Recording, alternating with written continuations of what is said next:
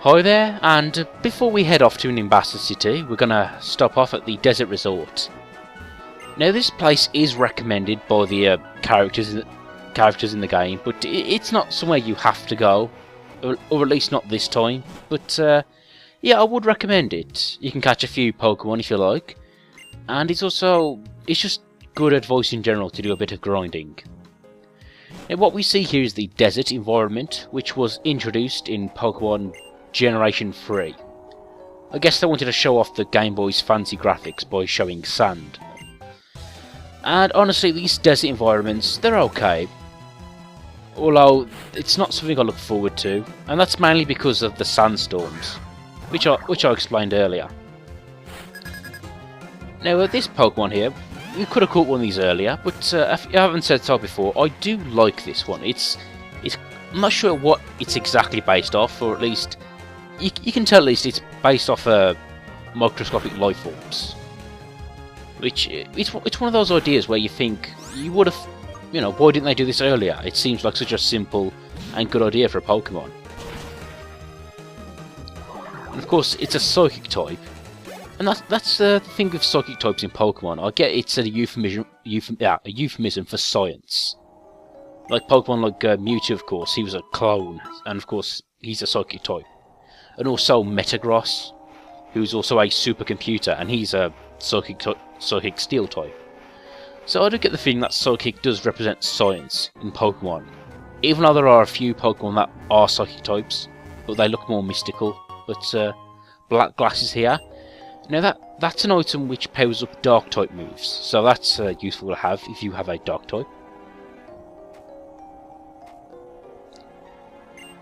Now, I guess something they have tried. Oh, this is soft sand, similar to the black glasses, except this powers up ground type moves.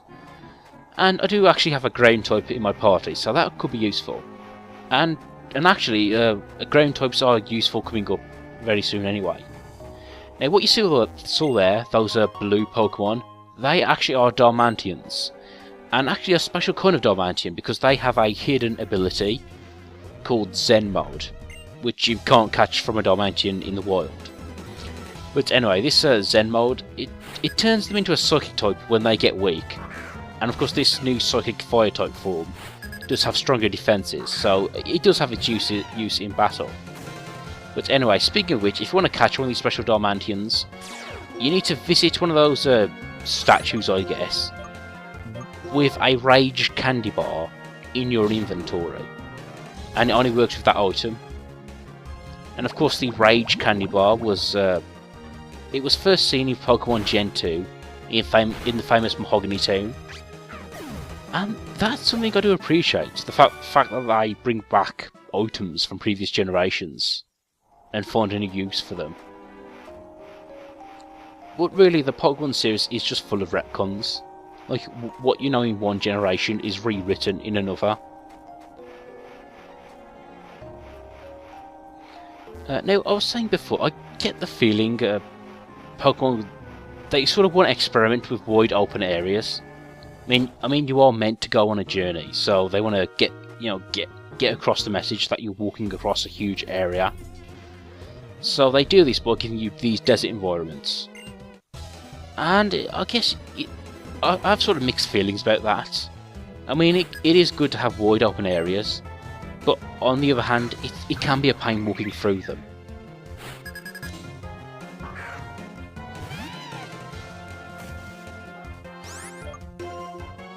And here we have a Sigilif again. And if I didn't say so before, he kind of reminds me of Xatu and Natu from Gen 2. Because like those two Pokemon, he is a Psychic Flying type, of course. That, and he seems to have a sort of Native American feel to him. He kind of looks like those feather headdresses. And I'm sure that was the intention.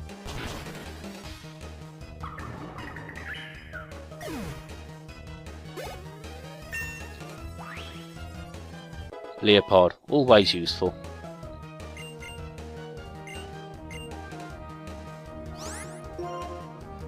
Now this new move here called Home Claws, I do consider it essentially raises your attack, which can be good.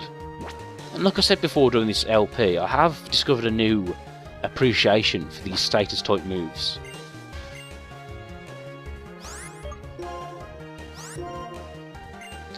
And something I forgot to point out, that yeah, if you the doctor you fight at the beginning, after you beat him, he does decide to heal your Pokemon. So he's kind of like a portable Pokemon Center. Always very useful, of course. And that's something I really noticed about this generation, that they do throw in quite a few places where they offer to heal your Pokemon, like a Pokemon Center, which I do appreciate. And granted, in previous generations, I just used to return to the Pokemon Center, so it does save me a trip. And now here we have the fossils of the game. Now we will be seeing these fossil Pokemon later on, but if if I wanted to, I could return to Castelia City and get these resurrected.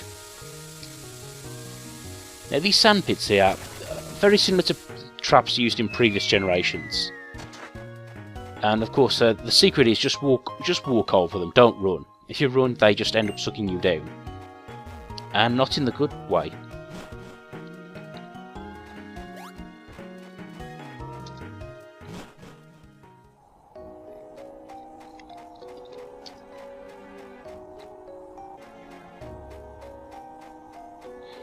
No, just to correct a mistake I just made. I said that you can get these fossils restored in, was it Castelia City? But no, I was wrong, it's Nacrene City. So, yep, that's a little mistake on my part. Now, as for these ruins, as you just saw, we can only access like the two levels at this point. But we will be required to return to this place at least 2 more times throughout the game. And each time we get to see a new part of the resort, so that's something I've got to appreciate. Now I wanted to show off this Pokemon. It's a cactus Pokemon, and not the first time we've had one of these before, but I do like the design of this one. And of course the cactus Pokemon before was Cacturne and some Scarecrow of some sort.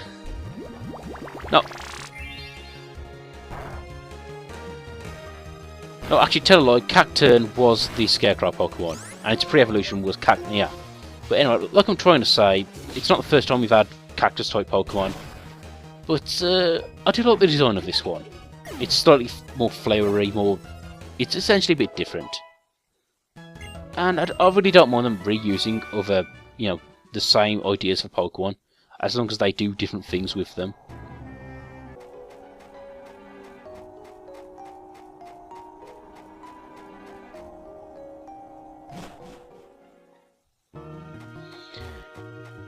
Now, the Pokemon you can pick up here are, of course, as we know, the Darumacas, sorry, and the Scraggies. Now, the Scraggy Pokemon is a dark fighting type, and as I said before, the dark type Pokemon I'm using is Leopard, but if I ever play this game again, I would try out a Scraggy, because I think dark fighting does sound like a good combo to team up. That, and I think Scraggy might have better stats than Leopard, or at least its final evolution does. Now this is a Yanmask. Now this is a particularly creepy Pokemon, because it says in its Pokedex that face is the face of a lost spirit, a human spirit. Yeah, Pokemon can be quite dark at times.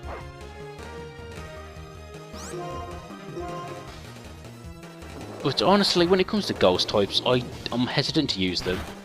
And that's just because I know that a dark type Pokemon dark type attacks can be fairly frequent. Speaking of which, if they do introduce a light type, I like the idea that light type would beat dark types, but ghost types would beat light types. I'm not sure what reasoning, how you would reason that, but I think that'd be a good way to balance things out.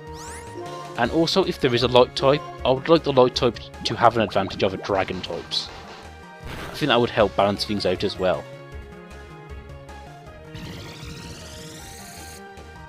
Now, another Pokemon you can catch in the desert here is Sandile, which is of course the little sand crocodile we've seen before.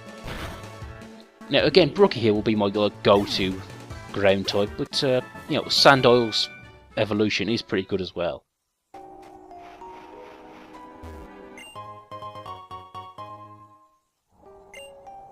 I found a Stardust.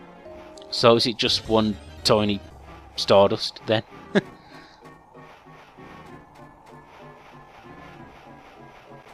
But yeah, it is worth exploring this desert. There are a few items hidden all around. It's common San Diego.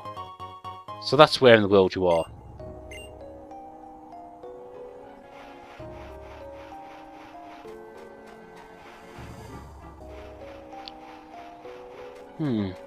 I think the music might be a little off here. You can see it's sort of slow and atmospheric. But this doesn't seem like a very atmospheric place. Like the music you're hearing would probably be better in a scary environment or a dark cave. I guess it's meant to reflect the emptiness of this desert, the vast exploration you're carrying out. Oh, and by the way, I would like to point out this is based off New York, but they seem to have a desert with some ancient Aztec ruins as well. And of course Rock Tomb. Now, rock attacks, they can be quite useful. There's lots of types which can be hurt by them, but they do tend to have low accuracy, so I tend to avoid them. Firestone there. Good for evolving an Eevee, I suppose. And that's all the goodies in the desert resort. Please join me again next time.